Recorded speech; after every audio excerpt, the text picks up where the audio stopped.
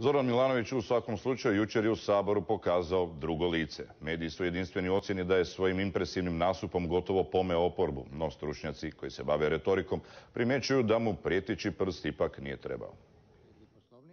Briljantan politički nastup ili ipak prijeđena granica. Ovisi o tome iz kojeg se kuta gleda. Dvojbe nema. U verbalnom duelu premijer se pokazao u dosad najboljem izdanju. On je konačno pokazao neku energiju. Uvijek su se svi pitali gdje je predsjednik vlade.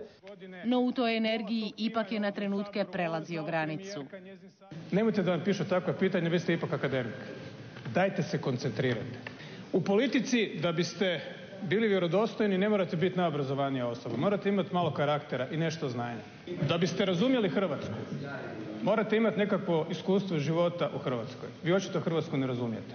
Vrijeđanje osobe je nešto što je u ovom slučaju bila apsolutna pogreška. Energičan, strastven nastup, ali u trenucima je prešao granicu koju predsjednik vlade, koji je predsjednik svih građana, ne bi trebao prelaziti. Najveća je zamjerka dizanje kažiprsta koji neverbalno označava prijetnju. On je, općenito gledavši, čovjek koji može argumentirati, koji može dobro raspravljati, koji ima tu sposobnost, koji je oštrouman, koji je brz, koji je spretan. I zato me iznenađuje ova nekakva razina, ova nekakva doza agresivnosti, jer mu ona zaista nije potrebna. No za PR-ovce dileme ipak nema. U političkom ringu, kakav je saborski aktualac, u srazu vlasti i opozicije poželjne su razne metode. Važno je samo jedno, s aktualca ne otići poražen. Počeo je primjenjivati nešto što smo već vidjeli kod bivšeg premijera Sanadera. Dakle, neke tehnike, način obraćanja.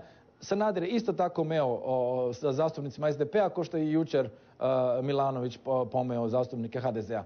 Pomeo i ostavio snažan dojam, a dojam je na kraju krajeva ono što i prodaje politiku.